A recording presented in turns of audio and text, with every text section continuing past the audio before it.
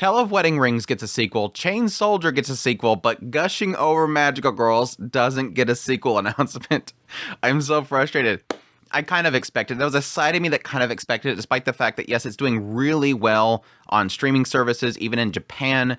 And yes, there's a lot of talk about them selling out the limited edition, which I don't take for much because Blu-ray sales don't really do much. And technically, it's a limited edition, so they probably made 200 of them. But still, I kind of hoped, there was a side of me that kind of hoped that it would get a sequel just based on how popular it is in Japan. But yeah, not yet, at least. Not yet. It has plenty of manga to do, but Gushing Over Magical Girls, that's it. That's a finale. A good finale. Really fantastic finale. Kind of like I predicted it was going to be, probably covering the whole beach episode or beach segment, which kind of worked perfect for a finale. And yes, we get the big reveal around Azul and to kind of see her power and how it actually works. Which, yes, does technically lead into sort of my predictions around the characters. It does seem like, even with the magical girls, which again, they all get their powers from the same beings, that yes, she kind of is feeding into the same thing that Beizer's doing. The way that Azul is getting her power is by feeding into her own desires, and it's making her more strong. So I'm kind of curious to see when the other characters actually do that. We have at least one on each side that is feeding into their own desires to get more powerful, and it's super exciting. And like I said, based on what I've kind of glanced at with the future stuff, I want more. I so badly want more. That's the main reason why I am so upset that we don't have a second season announcement, is because where it goes from here gets crazy. And I wanted to see all that stuff animated because, and again, granted, technically, with the budget they have currently, at least what Asahi is doing with this series, they're going to need more budget. Like, they need more budget to continue on, because even with this episode, at least for the first half, was, yes, mostly just kind of cut to the next still, cut to the next still. Like, you didn't get to see the characters move. It's just suddenly it cuts over and apparently they've moved. It's that whole kind of dilemma they're facing, is that it's just mostly just action stills. And that's the unfortunate thing. But again, later half of this episode did a lot better. It got a lot more better quality with the animation and stuff, and it looked really good. So again, I want another season badly. I just hope that if they do announce another season, that they have a better budget to work with, or at least planning, and we get it in its full glory, because it just gets crazy from here. But again, let's talk about the finale itself, opening up the episode with them all going to the beach. They get a day off. Vena has given them a day off. I do like that Kiwi notes something that unfortunately we will not get to see, which is the hotel. Like, Kiwi's still stuck on the fact that you promised me a love hotel. Where is it at? It's taken them too long to build that. I mean, I'm happy that we get to go to the beach, but where's this? But at least Kiwi got something out of the whole situation. Got to see Utena in the bikini that she wanted her in, which yeah, I kind of like the fact that she changed, because I don't care for the whole V bikini kind of thing. It's just it's never been appealing to me, so I was happy they got rid of it. It was funny for a joke, but then they kind of moved on, get away from that whole situation, get a normal swimsuit on. But yeah, it was kind of funny, that whole kind of tease that they had there. I'm still hoping we get. I don't think we're getting an OVA with the third Blu-ray release. It just goes to 13. So I don't know. Maybe they can announce an OVA later on and do that segment. It'd be a really good OVA. And I kind of understand why it's not in the anime. It's much. Now, granted, the anime has done a lot of crazy stuff, so I guess they could do that little segment. But yeah, they also technically skipped the whole scene with Loco in the karaoke, which would have been really great to have in this episode as well. But again, maybe next season or an OVA. We'll see. But yeah, they get to the beach. They end up running into the magical girls, not magical girls, but the normal girls that are not magical girls. Have a little fun there.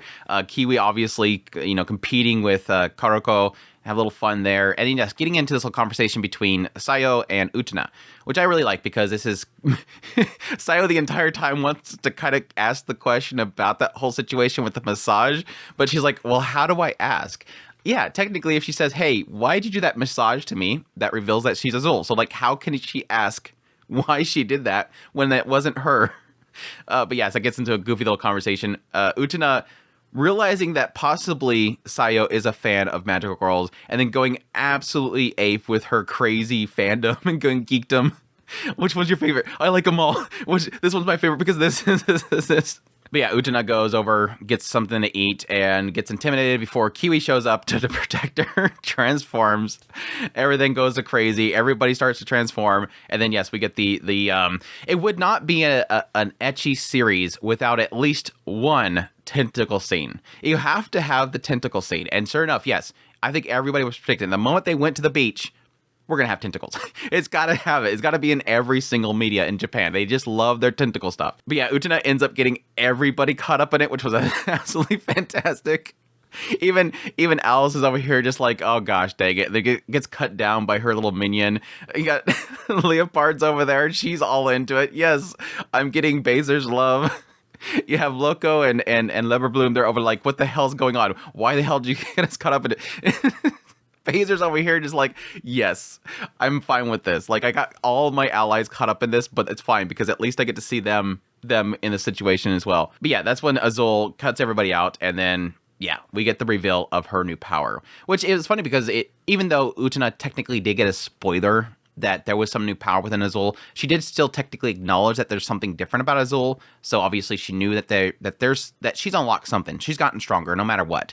But yeah, she's completely happy with Azul's new form. She finally gets to see it as full glory. It's beautiful. She wants to see more. But this is where we get into what I talked about earlier, which is revealing that yes, the magical girls are seemingly in the same situation as, Utena and all of her friends. And this idea that they can technically get more powerful based on their own desires. Because yes, Azul ends up reflecting an ability back at... Well, was going to reflect it back to... She has the ability to reflect things. Azul's new power seems to be about reflecting love, or at least dishing things back. As she puts it later on, it's good to get love, but it's important to give it back. And so it seemed like that has manifested in her power, that she can return love. And so yes, even though she could return it back to Utena, she ends up feeding it back into herself. And that was a true sign that nothing has changed for Azul. Despite the fact that she has this power to return things, despite the fact that she has gotten stronger, she still wants to get hurt by Utena. Nothing has changed about that. This is her mistress, her madam. She wants madam to give her gifts. But yeah, in her own mind, it kind of reveals the fact that yes, deep inside her, she wants to get hit. But she has this mask on that keeps her appearance to everybody else as being this warrior of justice. So it does technically still play into the idea that she is still a magical girl. She is still a fighter of justice. She keeps that facade on. It's just what's powering her able to fight back is her own desires, which is to get harmed. And that, I guess that technically plays into the idea of her being reflective, that she takes hits and then gives it back. Because even later on, when everybody teams up and fires at her, she takes it. She technically takes it. But then she makes this big ability where she fires it all back. So it is kind of funny to have Azul's power essentially be a manifestation of her own desires, while also being added into being a magical girl in justice in the idea that she can give it back. And yes, that's kind of what I was expecting, that everybody was going to be that kind of situation, which does, again, sort of bug me that we're not going to get anything further for the anime, at least. I mean, yes, I can read the manga. I'll actually read it this time rather than skimming it to find out where we're at in the chapters. But I would love to have seen more there. But yes, for the once in the entire series, I don't think we really had any other situations where they've like full on lost, or at least when Utena's present. But yeah, this is our first case of Team Rocket, a Team Rocket moment where the villains get like fired off into the distance and the little glimmer of light. Team Rocket blasting off again as Utena is literally going, I'm going to fight you again. I cannot wait to fight you again. I'm going to come back and I'm going to get you next time. She's just happy. She's like the first villain in the history of, well, there's probably other ones out there. The first villain in a magical girl like this that I can remember right now where the villain likes to lose. The villain likes to lose. But yeah, wrapping up the episode, they all have fun together once again, doing the fireworks. Kind of got a little brief moment of Kiwi almost seeming like she cares about Karoko, but then when Karoko looks over, immediately gets this goofy face on just to kind of tease her more. Get a little moment of Utena with Sayo. Sayo is recognizing that Utena is happier, and it's really because Utena before was always alone, and the magical girls was her thing. That's what she fell in love with them for. That's what she enjoys them, but she always did it alone. Now, for once, Utena has friends that she can enjoy it with, so it's cute. And that technically does play into her secret side that Sayo doesn't even see, is the idea that Utena herself is Bazer, and Bazer, she's able to, as a group with Enormi, enjoy the magical girls with them. So she's, yes, granted, yes, nobody else in that group wants to do what she wants to do with the magical girls, but at least she has companions to do it with. So it was a cute little kind of wrap up. But yes, massive tease there, though. We have Venna is chilling off the side, talking about how, things are going all according to plan, and yeah, there's something coming. And this is not in the manga, so this is a early tease. I think I know what it's referring to. I won't say what it is, but yeah, those little glimmers of lights are obviously something special. I think we've seen the glimmers of light before, but I don't recall. It's hard to remember. But yeah, overall, fantastic final episode. Great little kind of reveal to Azul and her new power. And yes, that tie-in with the two of them. Give that little bit of extra kind of look into the possibility of how the mechanics itself work.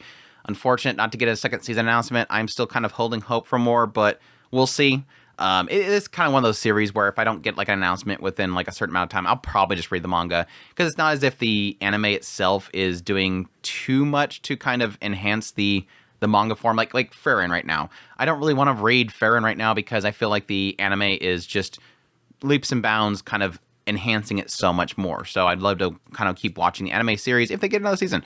But I did enjoy it. We want to see more of it, but we'll see if anything kind of comes out of maybe the next year. The second season technically would get pretty close to where the source material is currently at, depending on how much they need to move things around. So maybe that's why they wouldn't announce one immediately, but again, we'll see. Within a week, we should know how well the Blu-ray is doing, which again, I don't think is going to tell us much unless it does insanely well, which I don't see it doing insanely well. Like I'm talking like multiple tens of thousands of sales, but it could. I'm always open the door to it, so we'll see.